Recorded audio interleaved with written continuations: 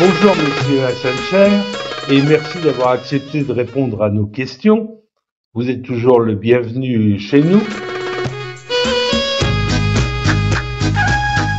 On va parler d'abord, si vous le voulez bien, de ce projet de base de lancement à Djibouti. Je veux dire que quand j'ai appris l'information par vous, j'ai d'abord commencé à rire parce que j'étais très surpris. Et je me suis aperçu que le projet était plus sérieux que je ne l'avais imaginé dans un premier temps. Apparemment, les Chinois auraient décidé, via une société qui est à Hong Kong, de construire une base de lancement de fusées près d'Obok. C'est bien cela? Exactement. Ce qui est drôle dans cette affaire, c'est que l'ambassade de Djibouti, d'abord je vous salue Jean Louchal, je salue aussi l'ARDH, et je vous remercie de m'avoir accordé cette interview.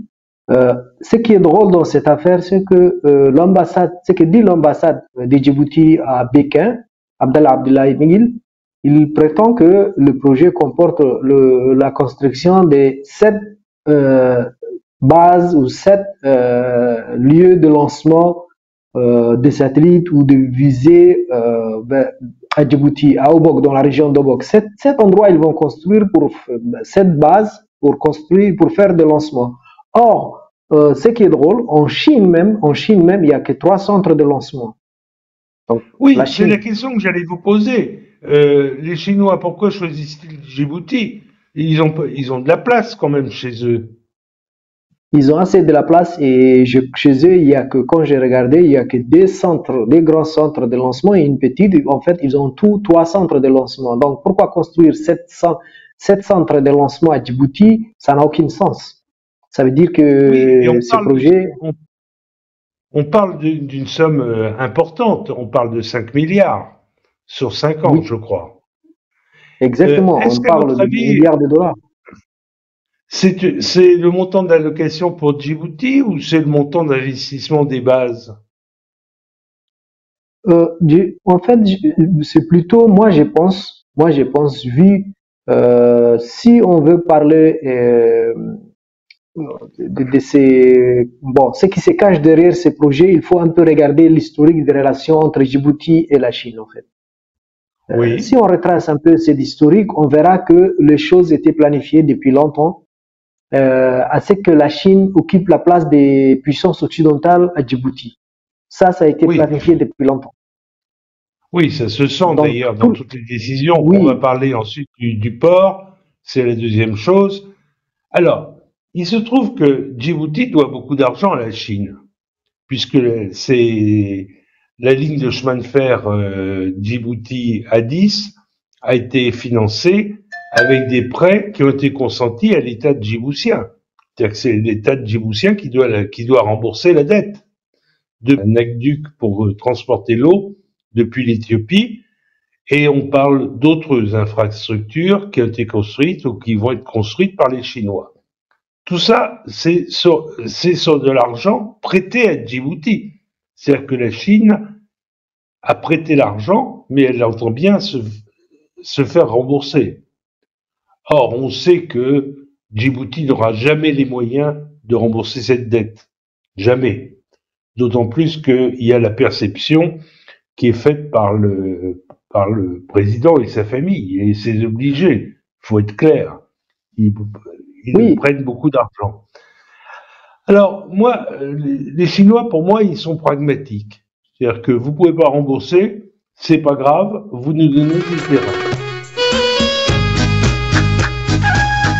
Alors, est-ce que le terrain, d'abord la base de lancement, et ensuite le port, c'est une manière de se rembourser les prêts qu'ils ont consentis à Djibouti? En fait, c'est comme vous le dites, en fait, ces prêts ont été accordés à Djibouti. Dès le début, la Chine savait bien que Djibouti n'allait pas utiliser comme il se doit ces prêts. Et elle savait bien que ces prêts, on lui rembourserait jamais la totalité. Le régime de Djibouti, je vais dire le régime de Guélé. En fait, il y a une lettre que j'ai écrite moi en 2016, une lettre ouverte que j'avais adressée au président chinois Xi Jinping, où je lui dis le dette que vous accordez à Djibouti, c'est pour renflouer le poche de barons du régime. Je veux dire le membre du régime simplement, mais vous n'êtes pas en train d'aider le peuple djiboutien, vous êtes en train d'écraser ou de jouer sur l'avenir de du peuple djiboutien. Bon, il n'y a jamais eu, c'était une lettre ouverte, il n'y a jamais eu de retour, mais nous savions déjà que le projet de dette n'avait rien d'intéressant pour Djibouti. Au contraire, c'était une menace pour l'existence de Djibouti. Donc, cette dette à presque 60%. Il n'y a pas d'études, mais d'après mes estimations, 60% ont fini dans des offshore ou dans les poches de certains parents du régime.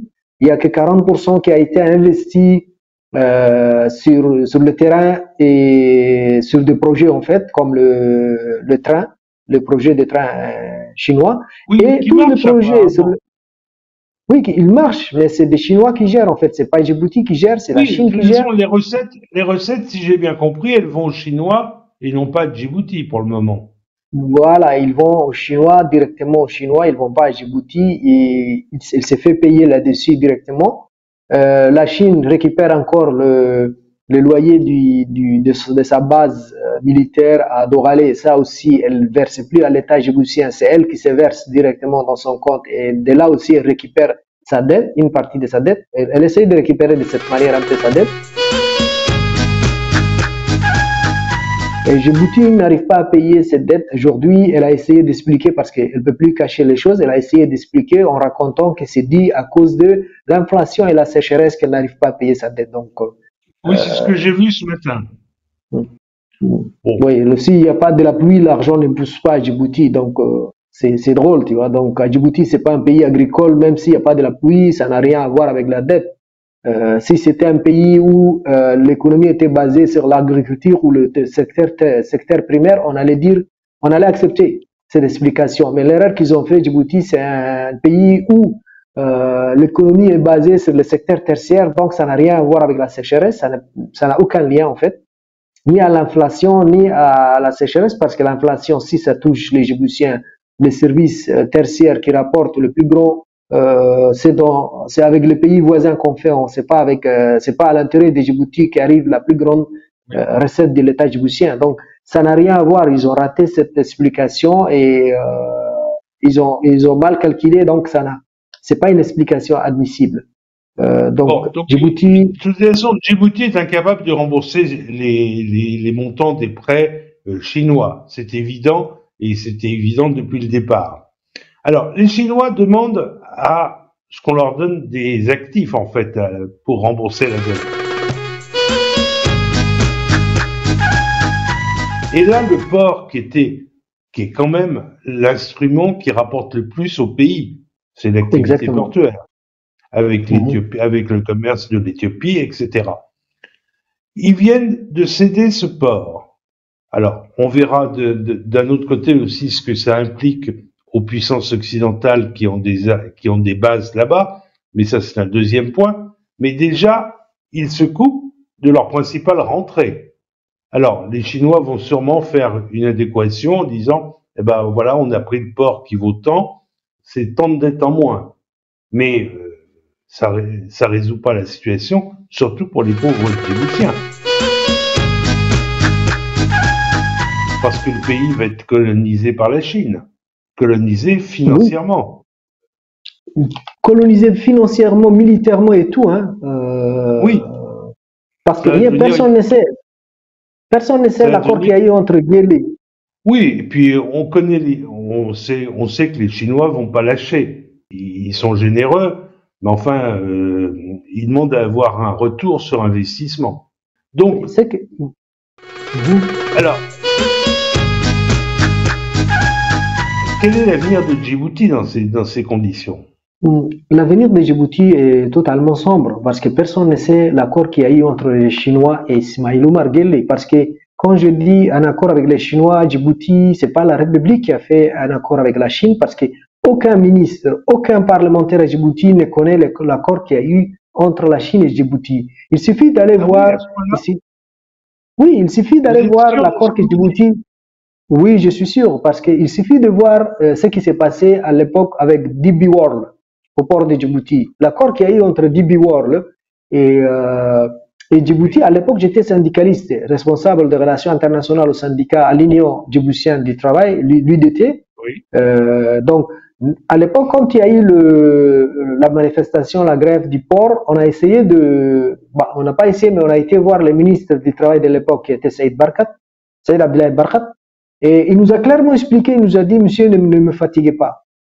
L'accord entre DB World, ça, moi, je ne peux pas savoir. Il n'y a aucune personne qui sait ça. Il n'y a que Abdrahman Boré, Ismail Oumar et DB World qui connaît, il a dit. Donc, ne nous fatiguez pas. C'est eux qui vont décider ce qu'ils veulent faire des employés. Nous n'avons aucune décision là-dessus parce que la loi appliquée, la loi du travail qui sera appliquée au port, on ne peut pas le savoir tant qu'on ne sait pas l'accord qu'il y a eu, le contrat qu'il y a eu entre les deux. D'accord. Même DP World, on ne connaissait pas les termes de l'accord. On ne connaissait pas. Aujourd'hui, qu'est-ce qui s'est passé avec DP World? DP World, elle a gagné contre Djibouti partout. Elle a essayé d'aller devant une institution financière ou étatique aux États-Unis, je veux dire le tribunal commercial, je crois. DP World a saisi dernièrement ce tribunal pour saisir les biens de Djibouti au niveau international, mais les Américains ont rejeté, d'après ce que j'ai compris, parce que les Américains ont compris que c'est le pays Djibouti qui a été DP, c'est pas DP World. Ils disent que le contrat qui a signé avec DP World ne respectait pas le règle internationale, parce que c'est des hommes, c'est des personnes qui ont signé avec un autre pays au nom d'un pays pour leur intérêt, non pas pour l'intérêt des pays qu'ils prétendaient représenter. Donc, oui, à la base même, les Américains ont dit que cet accord était faussé. Donc, on ne peut pas justifier un droit par quelque chose, un contrat faux. On ne peut pas prétendre ces droits sur la base d'un contrat qui est déjà à la base faux. Oui, c'est-à-dire que vous voulez dire que le contrat engagé est engagé par des personnes privées mais ayant l'autorité, et que d'un autre côté, la République ne peut pas exiger le remboursement de sommes sur un contrat qu'elle n'a pas signé. C'est ça que vous voulez dire à peu près. Exactement, c'est ça. Le plus grand pourcentage dans ces contrats appartenait à des individus. Et ça appartenait à Abdrahman Boré, à Kadra Haïd, à Ismail Oumar. J'ai le jugement du tribunal commercial, le haut tribunal commercial de Londres. J'ai le jugement. Et j'ai vu ce qui s'est passé. C'est vraiment regrettable, en fait, qu'un pays puisse être traité de la sorte, quoi. Donc, si on revient vers la Chine, c'est la même chose qui se passe avec la Chine aujourd'hui. Personne à Djibouti ne peut vous dire les accords que Djibouti a eu avec la Chine. Ils nous écoutent, ils vont nous écouter, les membres du gouvernement. Si ce que je dis est faux, qu'ils viennent ici, s'ils veulent contredire, qu'ils viennent ici avec des preuves des accords qu'ils ont signés avec la Chine. Il n'y a personne dans le gouvernement qui connaît. Il y a qu'Ismail Oumar qui connaît l'accord et un ou deux personnes qui sont avec lui. En plus, c'est pas des personnes, je veux dire vraiment qui ont des responsabilités. Bah, ils ont des responsabilités, mais c'est des gens de sa famille, comme sa fille Aïbado qui est dedans. Oui. Et il y a aussi actuellement, ils ont fait venir un réseau, je veux dire, ils disent d'économistes, mais pour moi des mafieux de l'Afrique de l'Ouest qui vivent à Djibouti, qui conseillent directement le président et sa fille. Et les membres du gouvernement sont que des marionnettes qui sont là.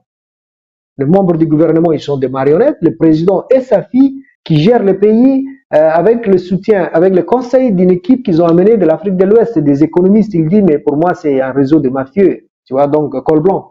C'est tout. Donc, c'est ça qui se passe un peu à Djibouti actuellement. Et c'est eux qui signent directement avec les Chinois. Et si je retrace un peu l'historique de cette affaire avec l'accord avec les Chines, là, si tout ça a été prémédité. Tout à l'heure, j'avais dit tout ça a été prévu d'avance. Nous essayons de faire comprendre aux Occidentaux, mais personne ne voulait écouter ça. Mais c'est aujourd'hui qu'ils ont compris que les choses sont mal parties, quoi. Donc, si on regarde un peu, Djibouti a fait ses relations, a établi ses relations diplomatiques, je veux dire, avec la Chine en 1979. C'est 2 ans, presque 1 an et quelques après l'indépendance. De 1979 à 1999, il n'y a eu aucun mouvement, en fait. Il y avait eu beaucoup de petits échanges avec la Chine. La construction du palais du peuple et la route de Tarta. Ouais, je veux dire qu'il n'y avait pas eu de grand chose, en fait. Il y a eu cette construction du palais du peuple.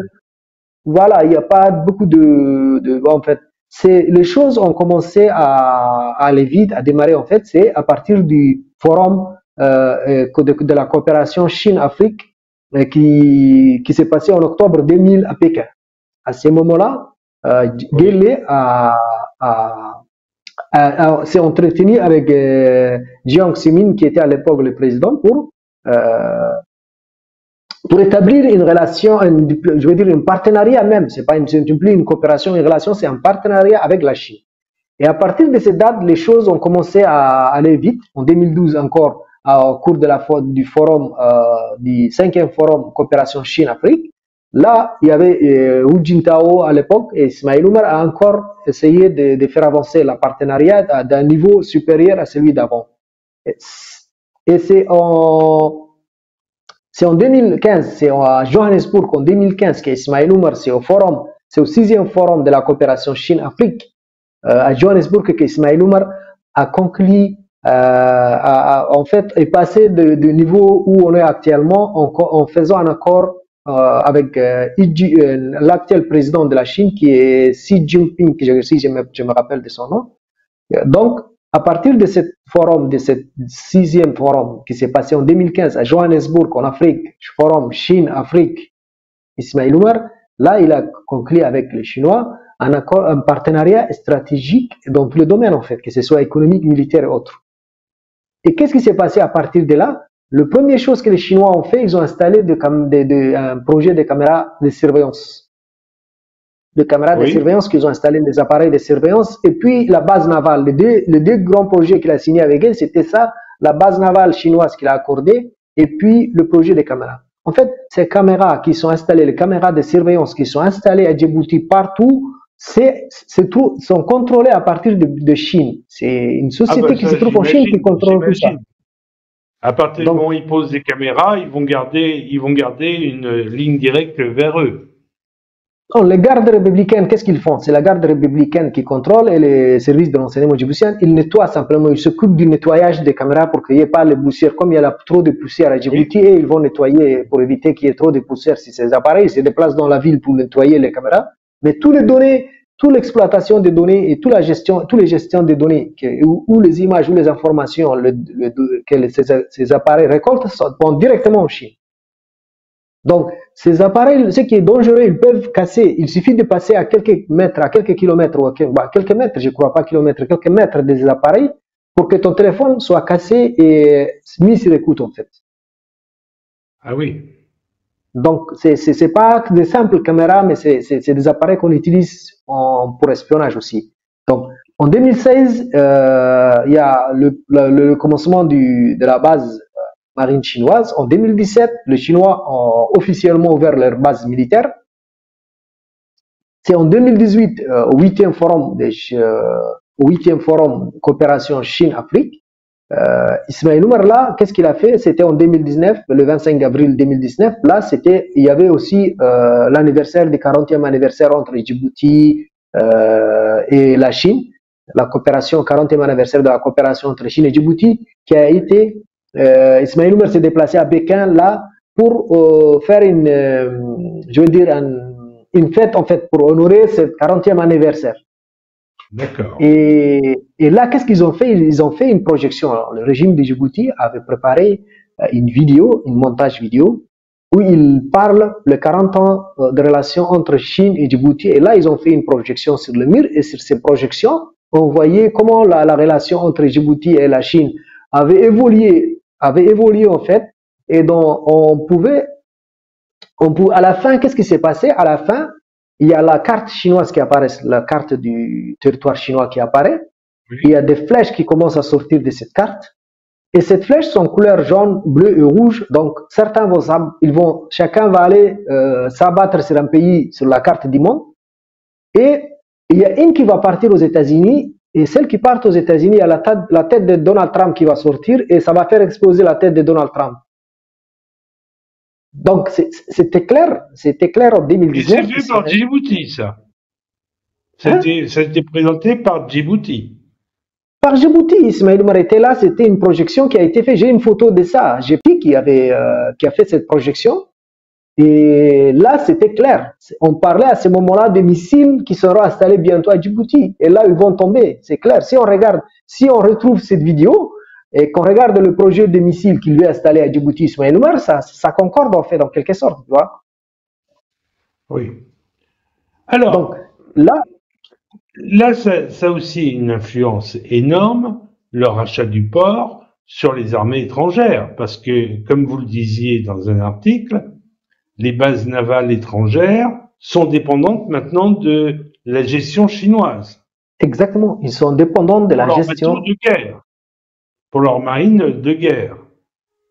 C'est bien Oui, ça. à Djibouti, c'est bien ça. À À Djibouti, on a 8 ports en fait. Oui. Sur les 8 ports, il n'y a que deux qui ont la capacité d'accueillir des bateaux de guerre, aussi des grands bateaux, je veux dire, de dernière génération. Oui. Donc, sur les deux, il y a trois, mais un est plutôt est construit d'une manière à accueillir le conteneur et autres. Donc, c'est pas un bord adapté. Celui des C'est bords de Doralé, Doralé. il n'est pas C'est adapté. Doralé. Oui, celui de Doralé, oui, il a une capacité d'accueillir les dernières générations, les bateaux de dernière génération, mais c'est pas un port adapté pour accueillir le bateau de guerre. Il y a que des C'est ports pas qui ça. sont vraiment adaptés pour accueillir des bateaux de guerre de dernière génération, comme des porte-avions ou autres. Donc, Il sur y a les le deux vieux port de ports, l'un. Djibouti avec ses nouvelles jetées. Et puis, il y a le port de, comment on appelle les DP, ça s'appelle Dorale Multibirbos Port, Ah oui, DMPP. oui, oui. D'accord. Dorale Multibirbos Port, c'est DMPP, Mais construit par les normalement, Chinois directement. il est pas fait pour les bateaux de guerre, normalement, ce port. Non, il n'est pas fait, mais il a la capacité d'accueillir des bateaux de guerre. Il a la capacité de le faire, mais il n'est pas fait pour ça. Il n'est pas fait pour ça. Donc, il y a que l'ancien port qui était adapté pour les bateaux de guerre et le commerce. En fait, à l'époque, quand il était construit, l'ancien port de Djibouti, port autonome international de Djibouti, celui-là, le français à l'époque l'avait construit pour que leurs bateaux puissent accoster et puis que les marchandises puissent être utilisées pour les marchandises aussi. Donc, Voilà. Mais on voyait toujours des bateaux de guerre français, la marine de l'océan Indien, qui étaient à quai, qui étaient là, dans le vieux exactement, il y port. a tous les bateaux. Oui, il y a le porte-avions qui arrivait, Charles de Gaulle, il y a tout, Clemenceau qui arrivait, tous les bateaux américains et espagnols, je veux dire français, tous arrivaient là-bas au ancien port. D'accord. Mais Alors, quel avenir voyez-vous pour Djibouti? On va peut-être pas aller plus loin, à moins que vous ayez des choses importantes à rajouter.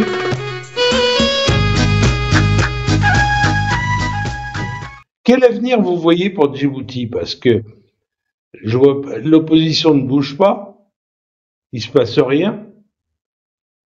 Quel avenir pour... Parce que ceux qui vont payer la note, ce sont les Djiboutiens, ce sont pas les opposants qui exactement, sont en Europe.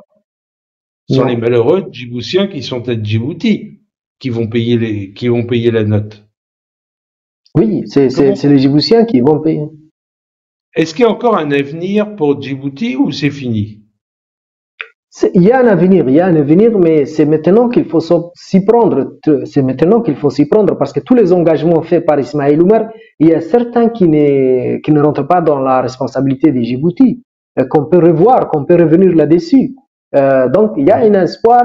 Simplement, comme vous dites, l'opposition à Djibouti, il y a des oppositions. Il y a les vraies oppositions, je ne vais pas rentrer dans les détails, mais il y a les vraies oppositions, mais il y a l'opposition des maisons qu'on appelle, c'est Cloné. que, voilà, non, c'est l'opposition modèle Ismaël Oumar qui l'utilise pour tromper les gens, en fait.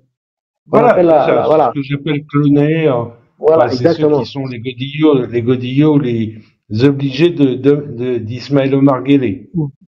Voilà, ils savent bien jouer la mascarade, mais voilà, ils trompent le peuple djiboutien simplement, mais au niveau international, ils ne les trompent pas. Mais l'autre part qui intervient dans cette affaire, c'est l'international. C'est les pays qu'on a des relations depuis longtemps, comme la France ou les États-Unis, qui au début ont protégé, qu'on ne se cache pas la vérité, c'est eux qui ont protégé ces régimes sous prétexte pour des intérêts de stabilité régionale et autres. Mais aujourd'hui, ce Tout à régime est fait. devenu plus dangereux que même le groupuscule extrémiste de l'Afrique de l'Est, comme Al-Shabaab.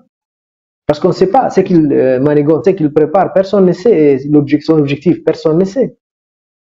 Je n'ose pas imaginer que les Européens ou les Américains ne soient pas au courant, ne se rendent pas compte. Or, on voit rien, ils continuent à défendre Guelleh. Au moins en France, on continue à défendre Guelleh, qui n'a toujours pas signé l'accord de défense. Hein. Je crois qu'il ne sera même pas signé cet accord. Il n'y a aucune garantie. Oui, c'est bien ça.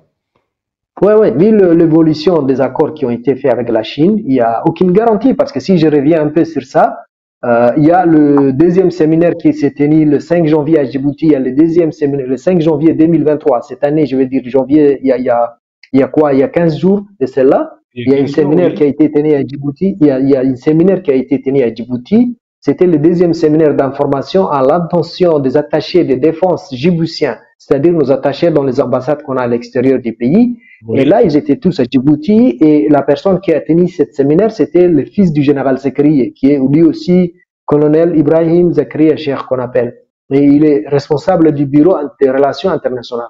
Et dans son intervention publiée par la RTD, en fait, c'est la RTD, c'est la radio-télévision de Djibouti qui l'a publiée. Oui. Dans son intervention, il dit à la 7e minute, il dit clairement, nous ne dépendrons plus de coopération, de relations ou de coopération subsidiaire, mais nous allons dans une nouvelle phase qui est la coopération gagnant-gagnant, c'est-à-dire nous ne dépendrons plus des Occidentaux, on va plus s'attarder à attendre quelque chose d'eux, mais on va aller dans la coopération militaire. Il parle de coopération militaire avec la Chine. Donc là, indiscrètement, il a révélé la politique d'Ismaël Omar. Oui. Indirectement, il a révélé, c'est-à-dire qu'il y aura plus toutes les relations avec l'Occident seront petit à petit éliminées et isolées, et ils vont aller vers la Chine. Et c'est clair, ce qui démontre, c'est en cédant les deux ports aux Chinois, là, c'était une manière intelligente d'Ismaël Omar d'éloigner le bateau occidentaux des ports djiboutiens. Vous voyez, comme ça, les Américains, ils ne peuvent pas se permettre d'amener dans un port géré par les Chinois leur bateau de guerre. Donc, ça n'a aucun sens. Deuxièmement, Ismaël Omar, il fait petit à petit, il essaye de les écarter parce qu'il y a les Américains, les Français, tout le monde ont proposé des projets de financement à l'époque. Il y a comme par exemple, si je prends un exemple, les Américains à l'époque avaient proposé à Ismaël Omar de financer le développement de la marine djiboutienne. Oui. Ils voulaient la force marine djiboutienne, les Américains voulaient injecter de l'argent, leur donner du matériel et des formations pour faire une marine puissante qui pourra surveiller Bab el-Mandeb et cette région. Ismaël Omar avait rejeté leurs propositions parce qu'il avait, à l'époque déjà, ces projets étaient en place avec la Chine. Il voulait mettre en place avec la Chine un projet de parti. Il avait déjà mis, il voulait pas, ça ne veut pas dire qu'il voulait pas, qu'il voulait déjà, mais il a déjà mis en place ces projets de partenariat militaire, économique et social. Tout est signé avec la Chine, il a tout signé avec la Chine, simplement il essaie de nous montrer d'une manière indirecte les évolutions. Nous voyons les évolutions de l'affaire, mais tout ça a été conclu d'avance. Pour moi, tout est conclu d'avance. Tout ça a été préparé. Tout ça a été préparé depuis longtemps. Autre chose à rajouter? Oui, le projet de base pour le lancement des satellites, des visas, des satellites et tout ça, moi je crois que c'est des bases où les Chinois vont installer des missiles balistiques. Parce que il y a l'Inde, si on revoit un peu les informations, j'ai suivi il y a quelques temps, pourquoi j'ai dit ça? Parce que j'ai suivi il y a quelques temps, depuis quelques mois, des informations provenant de Bombay, Inde, qui était préoccupé par les activités l'Inde était préoccupée par les activités des bateaux chinois qui sont spécialisés dans les activités recherche spatiale, lancement de missiles, tout ça. Donc l'Inde disait déjà que la Chine prépare à mettre en place un système de lancement de missiles en Sri Lanka ou bien à Djibouti. L'Inde disait déjà ça il y a quelques mois. Elle était inquiète et il s'est douté que quelque chose s'est tramé. Donc là, on a devant nous le projet. Donc vous pensez que ce n'est pas de la recherche spatiale, mais que ce sont des armes de guerre, quoi. Exactement, c'est des armes de guerre. Il n'y aura pas de la recherche spatiale. La Chine n'est pas prête à céder sa technologie à des pays. Oui, c'est pour ça que j'avais hurlé de rire en lisant ça. Il y a autre chose aussi. Il y a le partenariat avec du parti RBB de Guelleh et le Parti communiste chinois. Depuis quelque temps, des membres du parti RPP partent en Chine pour suivre des formations. Et je crois bientôt nous aurons un parti communiste à Djibouti. Le RPP va se transformer en parti communiste et Ismaël Omar veut mettre en place un système comparable à celui de la Chine. D'accord. Un système de gouvernance, je veux dire. Donc, pour nous résumer, une mainmise de plus en plus grande de la Chine sur Djibouti et probablement il n'y aura pas d'accord de défense entre la France et Djibouti. Il n'y aura pas de renouvellement de l'accord de défense qui vient à échéance en 2024, je crois. Exactement. Voilà, Ismaël Omar pour la nouvelle parade d'Ismaël Omar pour sauver son régime et rester en place, c'est de se soumettre à la Chine, d'aller sous la protection de la Chine. C'est ça. C'est pas la Chine qui est en train de mettre la pression sur Djibouti pour avoir tout ça. C'est Ismaël Omar plutôt qui pousse va la chercher la Chine pour se protéger. Exactement. Il a déjà utilisé cette technique avec l'Éthiopie en leur faisant une promesse de base marine en fait à Tadjoura. C'est pour ça qu'il est en train d'emmerder, c'est pour ça qu'il est en train de muscler le jeune sultan de Tadjoura. Et donc il a essayé pendant longtemps à faire croire à l'Éthiopie qu'il allait leur donner une base maritime à Djibouti, à Tadjoura, et l'Éthiopie faisait tout pour Ismaël Omar, arrêter les opposants, aider à espionner même des opposants à l'extérieur. En fait, elle a tout aidé. C'est la même chose qui est en train de se reproduire maintenant avec la Chine. Et voilà, donc on peut dire que c'est un méchant malin, quoi. C'est un malin méchant ou quelque chose comme ça, on peut le dire. Il est malin, mais il est méchant. Hein. Voilà. Et surtout sans foi ni loi. Il se moque du pays, il se moque. Bon. D'un côté, il partait vers l'Éthiopie en disant qu'il leur promettait en fait la base navale à Djibouti, et de l'autre côté, il partait en Égypte en leur disant que l'Éthiopie met la pression sur lui, et il gagnait sur les deux côtés. Vous voyez, l'Égypte injectait de l'argent sur lui en lui disant n'accorde pas cette base navale à l'Éthiopie, et c'est comme ça qu'il est en train de faire actuellement. Il va essayer d'aller vers la Chine.